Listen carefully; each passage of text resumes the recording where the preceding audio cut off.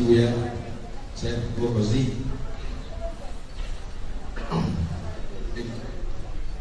Pertanyaannya satu orang satu ya. Pertanyaan ini jadi menyangkut zikir. Karena saya lihat di YouTube itu Buya sering masalah rohani zikir. Ya, Buya ada hadis yang mengatakan ada pertimbangan. Alhamdulillah itu penuhinya. Kemudian Allahu Akbar itu penuhi dengan bunyi. La ilaha illallah itu sudah tidak ada lagi kata roh dan sifat bayar.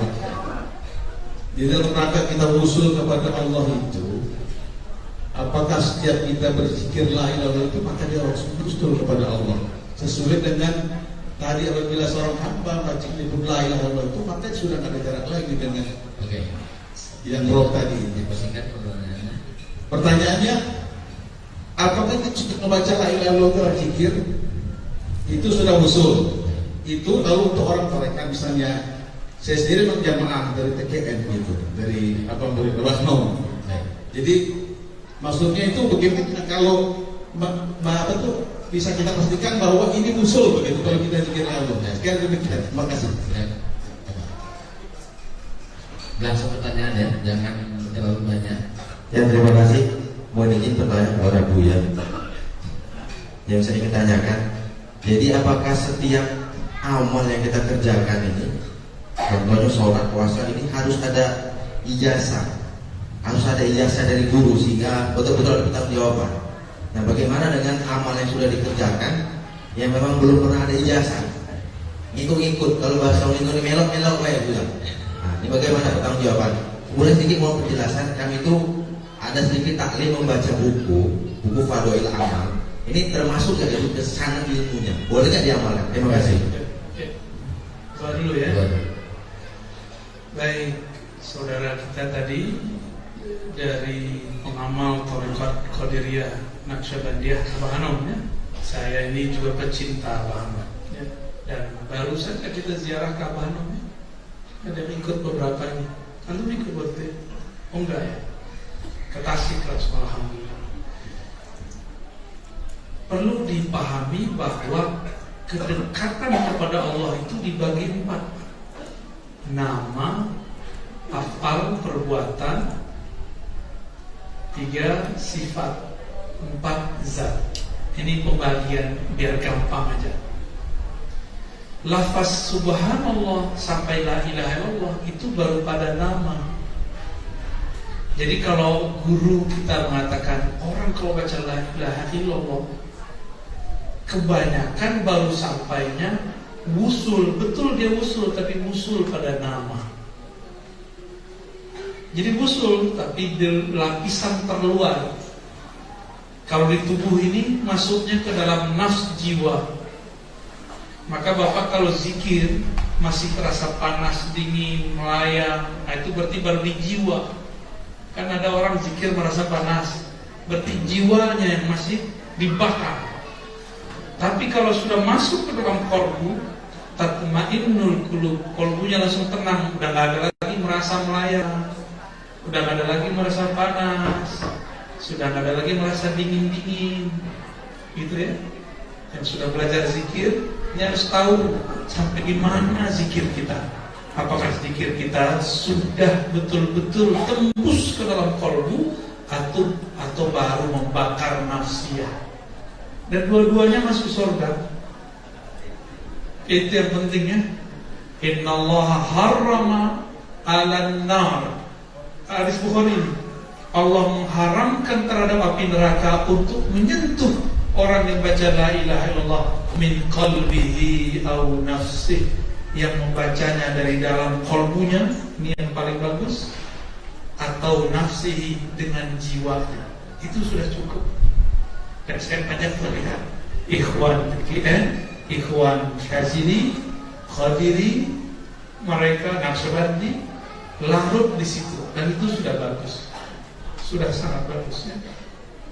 Jadi usulnya di asma. Kalau af'al itu mesti bermakrifat dulu, ngaji makrifat dulu dengan ahlinya, dijelaskan dulu oleh beliau, nanti Allah akan turunkan rasa itu kepada kita. ngaji pakai ma'rifat. Jadi ma'rifat itu tidak dapat dengan riyadhah. Ma'rifat itu mesti didapat dengan ta'rif. Sebagaimana ilmu hanya dapat dengan ta'lim. Innamal ilmu bita'allumi. Begitu Imam Bukhari nulis di babnya. Judul bab itu, hanyalah ilmu itu dipelajari. Maka saya katakan innamal ma'rifatu bitta'rifi atau bitta'arrufi. Itu mesti digali dari qalbu, dari ruh orang yang bermakrifat. Makanya thariqat ini ada thariqat suka wirid-wiridan, riyadhah-riyadhahan, suruh jadi konglomerat. Tapi di sisi Allah melarat. Ada guru saya langsung bilang, kau bisniskan ilmu ini, haram mendapatkan syafaat Rasul di hari kiamat. Makanya saya nggak berani pasang tarif untuk ngaji apapun. Dikasih hadiah terima, nggak dikasih juga nggak apa-apa. Tugas kok. Orang berilmu kan dikasih ilmu sedikit sampaikan, kasih zikir sampaikan. Nggak dikasih di sini, Allah kasih tempat lain, pasti begitu. Allah kan nggak pernah salah ngirim rezeki. JNE nya nggak salah, Tiki nya nggak salah, Pos Indonesia nya nggak salah. Masa kita berpikir Allah salah kirim? Maka betul-betul celakalah jika ada seorang yang katanya dai, muallim, kiai, merasa terancam jika ada guru, tuan guru baru muncul. Seharusnya dia bersyukur. Apa syukurnya? Alhamdulillah tugasku berkurang. Alhamdulillah tugasku dibantu oleh kawan. Jangan nunggu, dia harus sowan dulu pada saya. Saya kan orang tua di sini. Jangan nunggu begitu. Kalau perlu kita datang ke sana, terima kasih. Nah, kamu ini yang saya tunggu-tunggu dari dulu. Buat pesantren, gituin. Saya ketemu Buya ya. Ya nggak ada tuh ide ngomongnya kepada saya, malah nyuruh kamu buat pesantren. Ya Razi, kata kawanku, dua Buya nih. Yang dia kan beliau, saya kan bukan. Saya ini cuma dibuyar-buyarkan orang aja. Tapi Buya saya ini dapat ijazah.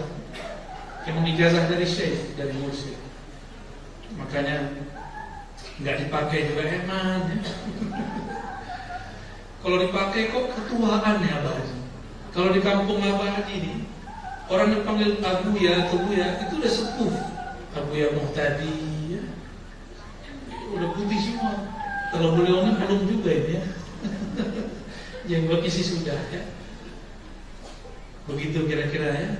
Jadi la ilaha illallah yang kita baca itu baru usul fil asma. Tapi udah tinggi itu Pak, udah tinggi banget itu ya. Orang kalau udah nyampe di situ doanya mustajab. Cuma dia nggak kenal kewalian di atasnya. Kewalian af'al, orang-orang yang mabuk dalam fi'il Allah. Yang mana fi'il dia itu berdasarkan fi'il Allah. Gak ada lagi fi'il dia. Tidaklah hamba yang berkehendak kecuali kehendak Allah. Orang-orang ini senang mabuk dalam kunnya Allah ya. Jadi wali-wali yang sakti itu dia lagi mabuk di af'al. Tapi kalau dia udah nyampe di sifat, nggak perlu lagi. Mereka kembali lagi mastur, membiasakan diri jadi orang biasa. Kalau yang af'al ini suka atraksi, hujan, berhenti hujan ya, biasa. Tapi kalau sudah naik sampai ke sifat Allah itu satu aja punya, masuk surga. Dalam hadis innalillahi mi'ata wa sab'ata asyara khuluqan. Allah mempunyai 117 akhlak. Siapa yang punya satu saja, dakhalal jannah, pasti masuk surga. Dan yang paling tinggi daripada sifat itu adalah rahmah, kasih sayang. Maka kalau mau usul kepada Allah, tumbuhkan kasih sayang kepada semua makhluk. Tumbuhan kita siram, kucing kita kasih makan. Bapak siapa tahu jadi wali karena itu, bukan karena baca la ilaha illallah. Wallahi saya kasih tahu, demi Allah, banyak orang yang jadi kekasih Allah bukan karena zikir-zikirnya, karena puasanya. Karena dia zikir merasa dirinya ahli zikir. Dia sedekah, dia merasa orang baik, dermawan. Terus gimana? Ternyata ketika dia mengambil salah satu nama sifat Allah, melekat pada dirinya, Allah melihat, dia memakai namaku, sifatku. Maka Allah sayang kepada kita. Yang paling tinggi apa? Rahmah. Punya pasangan, jangan kasar-kasar, yang lembut kepada pasangan. Mulai terapkan kewalian itu kepada pasangan. Baru ke anak-anak, ke tetangga, ke kawan, ke musuh. Doakan kebaikan bagi musuh. Wah, wali cakep itu. Ya, usai disihir, jangan kembali membalas sihir. Kalau kita membalas sihir dengan sihir, sukseslah setan. Ya, nah, gampang itu. Dibersihkan, masukkan sifat rahmah. Ada orang sihir lagi, sihirnya nggak bekerja. Karena sihir tidak bekerja pada rahmat Allah Subhanahu wa ta'ala. Gitu Pak ya. Kalau Bapak lawan wali dengan Bapak lawan orang sana, dia zikir juga la ilaha illallah. Bapak zikir 1000, dia 1001, tumbang Bapak.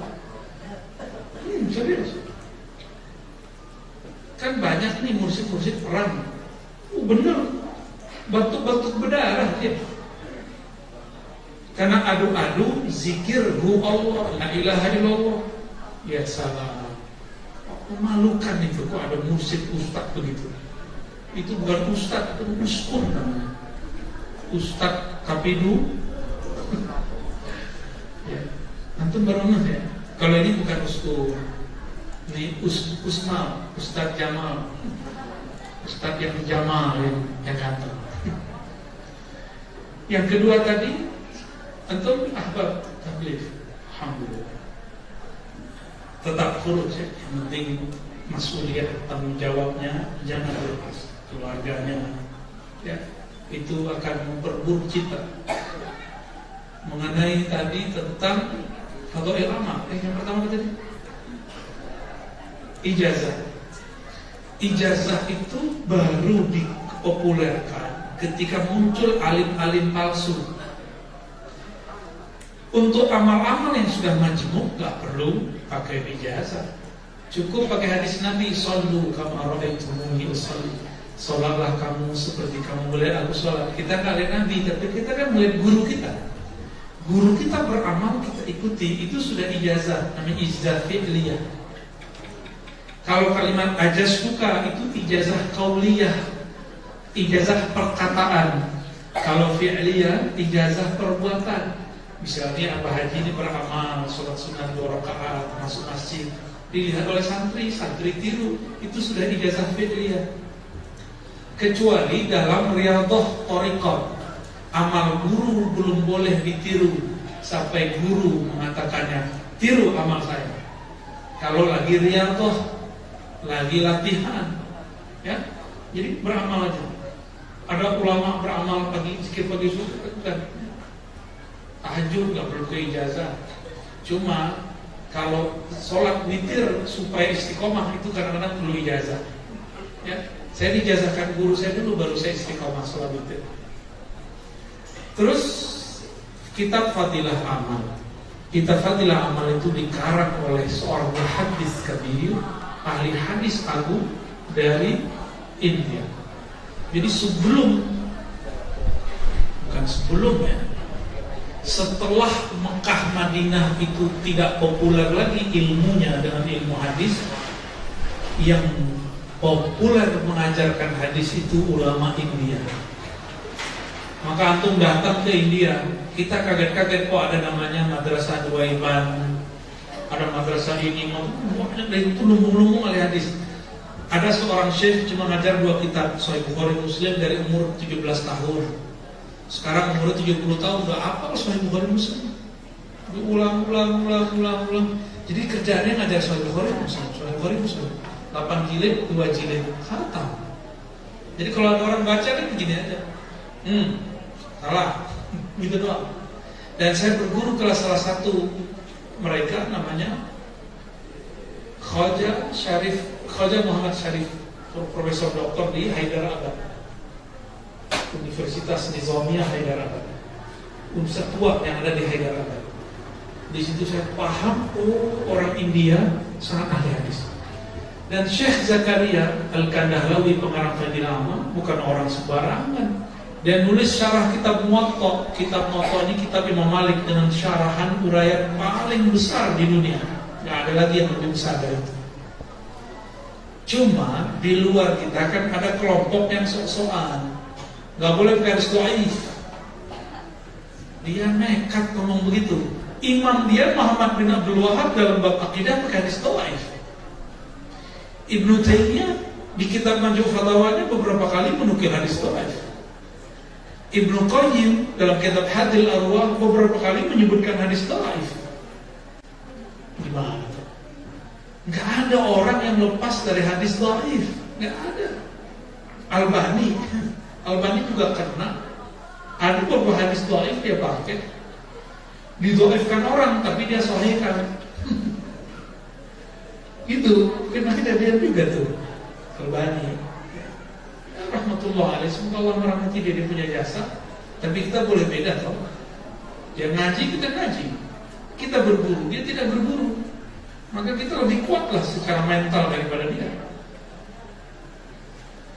Yang menghujat Maulana Zakaria Al-Kandahlawi itu Syaikhul. Nah, kitab Fadilah Amal itu ditulis oleh Imam Zakaria, Syekh Zakaria, dengan tradisi yang sudah pas. Jadi adab menyebutkan hadis dhaif yang sangat dhaif, ma'a zikri bayani dha'fih, dengan menyebutkan kelemahannya. Dan Maulana Zakaria Al-Kandahlawi menyebutkan itu cuma dalam bahasa Arab, tidak diterjemahkan dalam Fadilah Amal Indonesia. Ya, karena mau diterjemahin tebolnya bisa begini Fadilah Amal. Ya, makanya diringkas, cukup orang alim saja yang paham. Nah, oleh karena itu setiap kali kurus kan biasanya ada pilar ulama, ya, umaro apa gitu kan, biasanya ada itu. Lanjutkan, semoga diberkahi Allah. Tetap saling mendoakan. Ketemu kiai minta doa, jangan ditashkil. Karena teman antum ada yang tashkil aneh. Ya, kita ditashkil nggak ada masalah. Tapi apa dia nggak takut kualat kalau ini dilakukan kepada kiai-kiai sepuh? Kalau Ar-Razi kan nggak punya kualat. Ya. Kiai saya ditashkil sama dia. Nggak nyampe berapa bulan stres. Wah, dia kiai, ya, pecah. Hati-hati, ya. Nah, jadi silakan dibaca itu. Saya di rumah punya beberapa jilid dulu, saya bagi-bagi. Sampai sekarang masih nyimpan. Ada Hayatus Sahabat, ada Muntakhab, lengkap saya baca. Dan kita punya sanad dari jalur murid-murid Syekh Yasin, dari Syekh Wildan, Syekh Sya'rani, Syekh Ahmad Marwazi. Beliau mengambil dari Abu Yasaid Muhammad Alawi Al-Maliki. Abu Yasaid Muhammad mengambil daripada Maulana Zakaria Al-Kandahlawi. Jadi saya punya sanad ke beliau. Maka beliau ini kakek guru saya, Maulana Zakaria Al-Kandahlawi, pengarang kitab Fadailul Amal. Pusing ya ngomong sanad ya. Tapi sesekali masa ngomong ketawa-tawa dulu ya. Harus ada yang serius yang dipakai. Ya. Wallahu a'lam bishawab.